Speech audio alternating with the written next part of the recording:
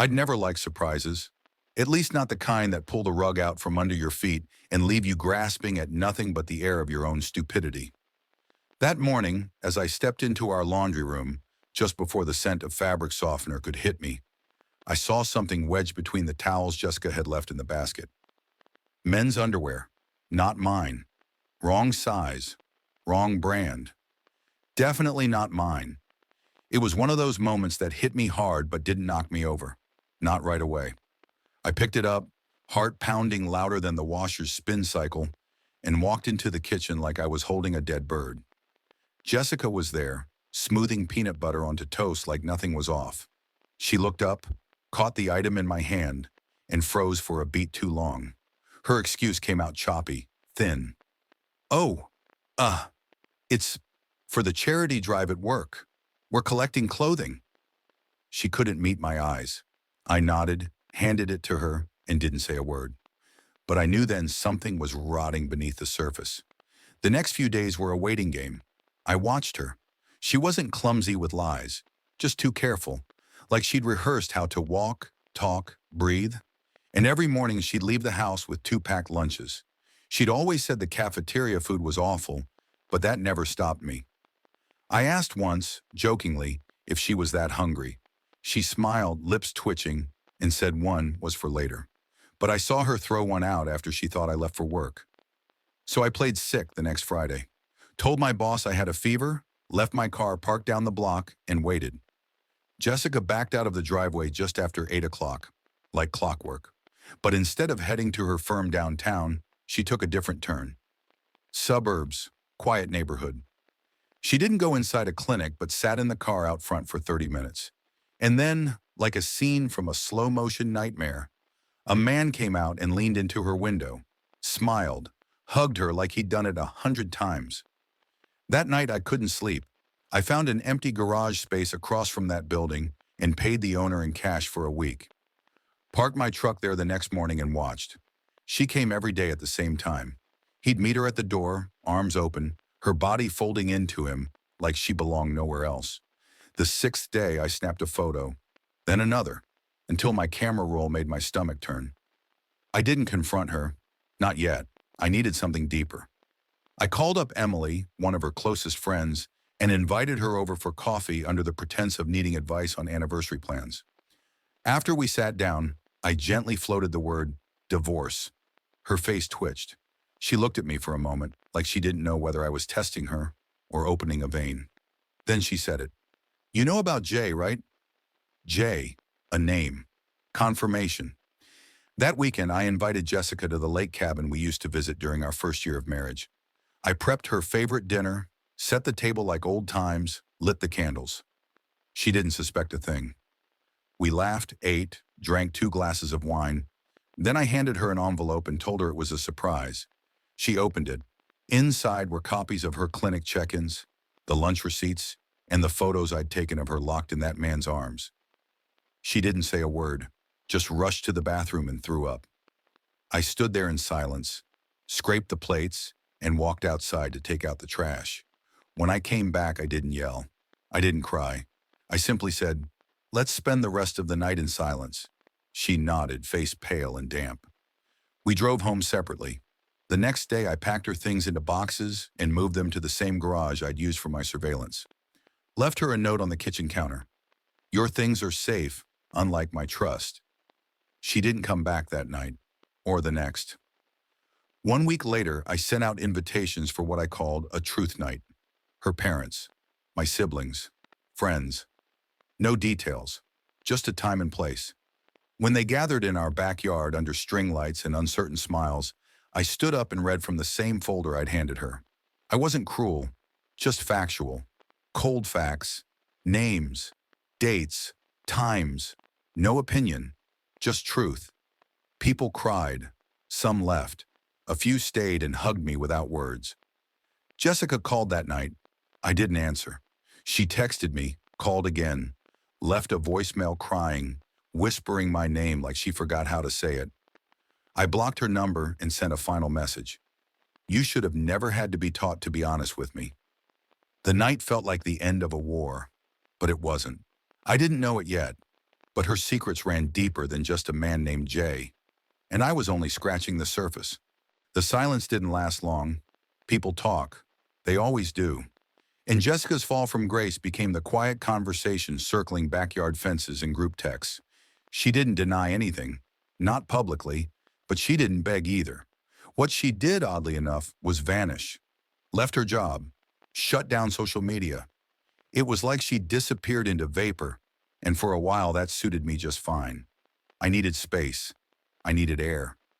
But something didn't sit right. Jay wasn't just a guy she met at a clinic. There was something rehearsed in their touches, something too familiar in the way she looked at him. I started wondering what I'd never thought to question. Who was Jessica before she became Jessica Reynolds? Before me? Before our life? So I called Dan, Jessica's brother. We hadn't talked in nearly 5 years, not since that Thanksgiving blow-up over politics and pie. But when he picked up, I heard the same voice I'd once drank beer with on the porch after midnight. I told him I needed to talk. He hesitated, then said he'd meet me at the lake the next morning. Just us, rods in hand. We fished for 2 hours before I asked about her past. He shifted, avoided eye contact. Jess never told you, huh? Then it unraveled. Jessica had been married once before, briefly. He didn't say the guy's name at first, just said it ended badly. Cops were involved. No charges, but enough heat to get the marriage annulled. They'd scrubbed it from most records. She'd changed her name, moved cities, and never spoke of it again. That wasn't the woman I knew. That wasn't the woman who told me I was her first real love. When I got home, I sat in my garage and went looking. I dug through old county records, followed the trail of aliases, and found it, Jessica Hart. Married at 20, divorced within a year. Her ex-husband had a minor criminal record. Nothing violent, but the kind of stuff that paints a shadow. And he had a kid, a boy. The photo I found stopped me cold. That child looked like her, the tilt of the nose, the same wide-set hazel eyes. I drove 2 hours to a neighborhood outside Easton, parked across the street, and watched a man I didn't know toss a football to a laughing boy in the yard. I snapped a picture, not because I wanted proof of some conspiracy, but because I couldn't believe it without seeing. Back home, I searched our storage room, the place where wedding keepsakes gathered dust beside forgotten holiday decor. Inside one of her boxes, I found children's drawings, crayon scrawls, figures with names scribbled underneath. One caught me off guard. To Mom. The handwriting was older than our daughter's ever was. The date on the back? From 5 years before we even met. A few days later, I saw her in the living room, holding a photo by the fireplace, one I hadn't seen before. She didn't notice me watching. When I came back that evening, the photo was gone. Then came the passports. I'd seen her travel wallet a dozen times. Airport line, security check-ins, casual hotel stays. But this time I pulled it apart. Underneath the familiar blue booklet was another. A second passport. Same birth date. Different name. I copied it, took photos, then returned everything exactly as I found it. I knew I had to press further. I created a scenario. One morning before her supposed therapy appointment, yes, she claimed she was seeing someone about her grief. I noticed she left her wallet on the kitchen counter. I picked it up and casually brought it to her car before she pulled away. When she rolled down the window, I handed it to her, and something slipped out of her coat pocket. A note. A small piece of paper with an address scribbled on it, partially torn, as if it had once been folded many times. I bent down, picked it up, and she looked flustered, grabbing it too fast, thanking me too loudly. I said nothing. Watched her drive away. That night I followed that address. She didn't go to therapy. She went to a small blue house 2 towns over. I parked down the block and waited, engine off. She knocked on the door and was let in by an older woman. Minutes later, she walked out with a cardboard box marked M. Hart. She held it like something fragile, precious. Then she disappeared inside the house again. I didn't stay to see her leave. I didn't sleep that night. Instead, I drafted my resignation email. I quit my job without notice. I sold the remaining shares of the company I'd helped build and withdrew every dollar from our joint account. I emptied it to the last cent. Then I rented a small office in an industrial park, hired a private legal investigator, and started a file. I collected everything, every document, every receipt, every appointment card. Photos, too. I turned our dining room into a wall of timelines and red strings. I labeled the folders Heart, J, Child, and one left blank, because I didn't know yet what she was capable of. A week later, I visited her mother, a frail woman who always spoke in riddles and garden metaphors. I asked her one question. How much did you know? She looked at me, her eyes filling fast. And then she cried. Didn't say a word. But that was enough. The next dinner we attended, with friends we once shared holidays with, I stood up after the main course. I raised a glass, cleared my throat, and said the words loud enough for every ear to catch. Jessica is living a double life, and I refuse to stay silent. No one raised a toast. Someone dropped a fork. I left before dessert. 2 days later, I sent her a packet. Not a divorce filing, not yet. This was something else. A formal accusation of fraud, emotional deception, and forgery. Every claim backed by scanned copies of everything I had. I didn't hear from her for days. When she finally responded, it was a simple message. Please talk to me. I forwarded it to my attorney and filed for a no-contact order. And still the feeling nagged, like we'd only just begun to peel away the layers. There's a certain point where rage stops burning and starts crystallizing when the raw hurt gets cold, calculated. That's where I was. What started as betrayal had grown into something layered and sinister. She hadn't just lied to me. She'd rewritten her own story, erased parts of herself, and painted a portrait I'd married without knowing half of what lay underneath. So I dug deeper. I called in a favor from an old contact, a woman I used to know from community outreach work, a social worker who had shifted into private case management. I kept things vague at first, only asking if she could check whether Jessica ever appeared in any guardianship cases. After a couple days, she called me back, her voice low, cautious. There's something, she said. It's old, sealed in part, but your wife was listed as a relinquishing guardian for a minor. That word, relinquishing, tore through me harder than any accusation could have. I asked for whatever public information she could scrape up. She sent over the name of a school, elementary, out in the same town as that little blue house. I needed to see the boy again. So I signed up for a volunteer event at the school, under the pretense of helping with a local mentoring program. Background check, paperwork, the works. I didn't care how long it took. I would have waited months if I had to. But I was approved within a week. I showed up in a plain shirt and jeans, pretending to blend in. The first time I saw him, 10 years old, messy hair, bright eyes, I almost dropped the stack of sports cones I was carrying. He had her dimples. I stayed quiet, helped with a relay race, smiled at teachers, made small talk with another dad. When it ended, I slipped away and lingered near the front desk, where a wall of plaques and announcements decorated the hallway. A corkboard held copies of enrollment forms, obscured by pushpins and notices. I waited until the secretary left to grab a delivery, then gently slid one out from the edge of the stack. There it was. Different last name, but same date of birth. Jessica's date of birth. She'd enrolled him years ago under a different identity. Guardian was checked, but under Mother was a name I recognized from the second passport. I took a quick photo and slipped the form back. My hands were shaking, not from adrenaline, but from the creeping realization that I'd been living next to an iceberg, always seeing the tip while ignoring what loomed beneath. That night, I invited her parents to dinner again. Her father showed up alone. He brought a bottle of wine like this was some normal social call, and I forced a smile until we sat down at the table. I handed him a wrapped gift, said it was a keepsake I'd made. He opened it, confused at first. It was a photo frame with a collage. Jessica, the child, the birth certificate. His face drained. He set it down without a word and quietly excused himself. I never heard from him again. My next move was swift. I met with a friend who worked as a notary and transferred all legal ownership of our shared assets. Everything under my name. The house, the vehicles, our investment accounts. All perfectly legal. She'd forfeited her rights the moment her second identity surfaced. But I wasn't done. Jessica had a business partner, someone she often referred to as the reliable one.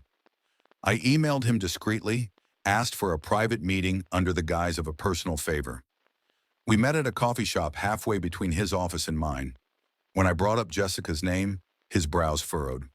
When I mentioned the dual identity and financial records I'd uncovered, he nearly dropped his cup. "You didn't hear it from me," he said, "but she's been making withdrawals under a separate consulting alias. I thought she had clearance. I'll look into it quietly." He called back 2 days later with a report. Jessica had redirected over $30,000 into an offshore account registered to her second name. The account was tied to an LLC that didn't exist. Company money. Embezzlement. That was my ticket. The next part of my plan was risky, but I needed confirmation on multiple fronts. I staged a situation. Around 2 a.m. one night, I called the police and reported suspicious activity, a possible break-in at my home. I waited in the driveway, greeted the officers, and told them I thought someone had been inside. When they entered the house and checked our master bedroom, one officer pointed out something odd. "Sir, why are there 2 passports and 3 IDs in this drawer?" Jessica had left them carelessly tucked away after a business trip. I told the officer it wasn't mine. He documented everything, and I got a copy of the body cam footage the next morning. It showed her fumbling over her explanation, saying the extra IDs were old and work-related. I knew it was enough to get a fraud case opened. The next morning, I packed her clothes, dumped them into the garage like dead weight, and hired a professional cleaner to scrub the house. New locks went on by sunset. The air smelled like bleach and new beginnings. I filed the fraud case the next day. I met with every one of her relatives I could contact. Some responded with disbelief, others with silence. When I offered them a chance to write letters of support, pleas for leniency or clarification, not one of them agreed. In court, my attorney filed a motion to strip her of all ownership rights on the grounds of dual identity and misrepresentation. He said the evidence was strong enough to hold up in multiple jurisdictions. Jessica showed up looking like a ghost of herself. Hollow cheeks, eyes ringed with defeat. The last thing she ever said to me in person came as the judge prepared to adjourn. "You have no heart," she whispered, voice barely audible. I didn't flinch.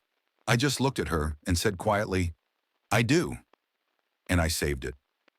But something lingered. I had unraveled nearly every lie she'd told, except one. The child. Her son. The court didn't ask and I didn't raise it. But somewhere in the back of my mind, a new question formed. Did he ever know who she was? Did he know she watched him through a windshield once a week, carrying his drawing like a hidden treasure? I couldn't answer that yet, but I intended to.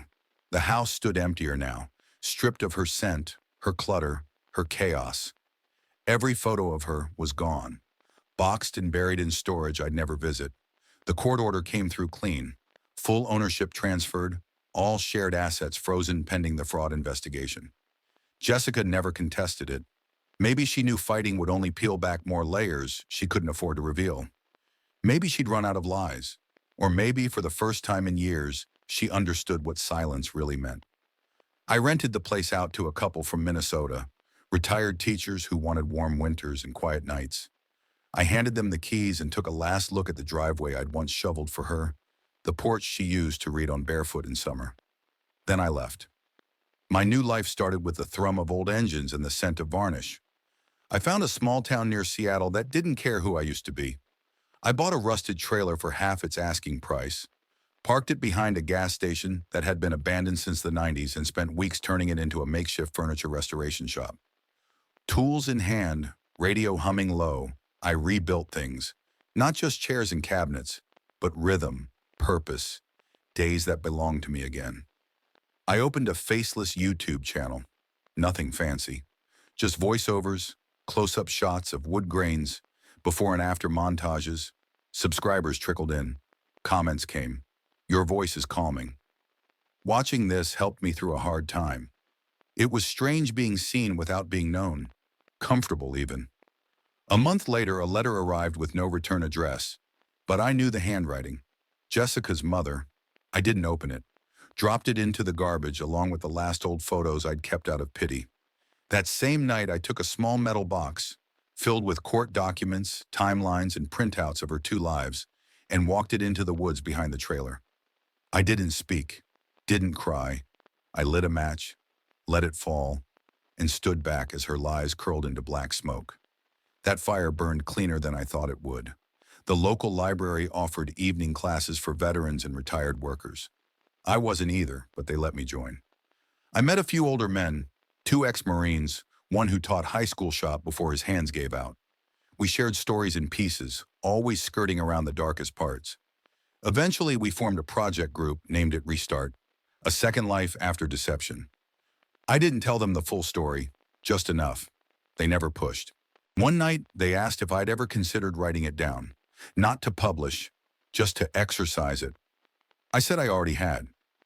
I opened a worn notebook from the trailer's drawer, pages filled with everything she ever said that didn't match what she did. I started reading aloud, voice steady. They listened. No one interrupted. We decided to make it a monthly event. I called it Truth Circles. People came, quiet men with broken rings in their pockets, women who stayed too long in half-built marriages, even a kid who'd been cheated on by his college sweetheart and couldn't sleep without pacing. We told our stories, and no one ever said, "I'm sorry," only, "Same." In the mornings, I walked by the ocean with a dog I picked up from a rescue shelter, an old golden retriever missing a paw. We understood each other instantly. She limped, I didn't. I started sponsoring a children's camp at the nearby elementary school, not for credit, just because I wanted to. The camp needed gear, meals, volunteers.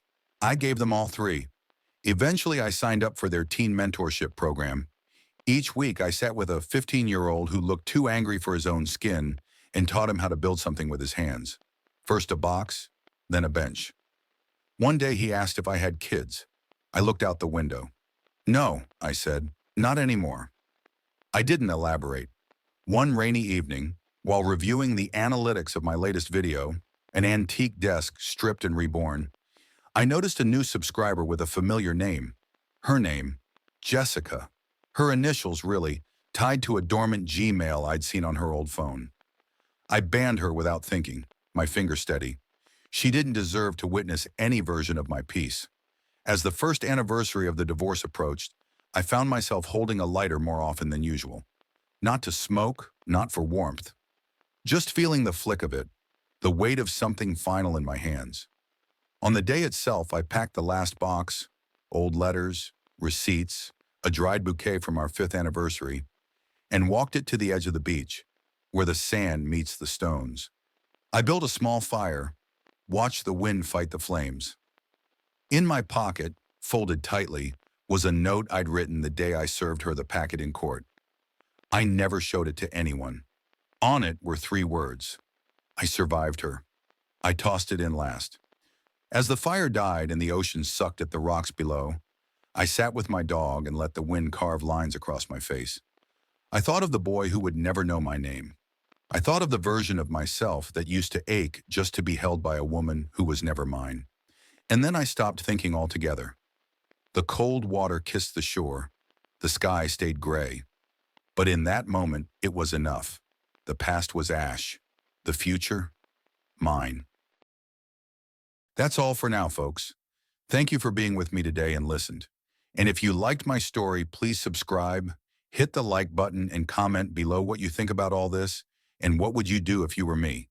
Also, don't forget to check my other stories in description below.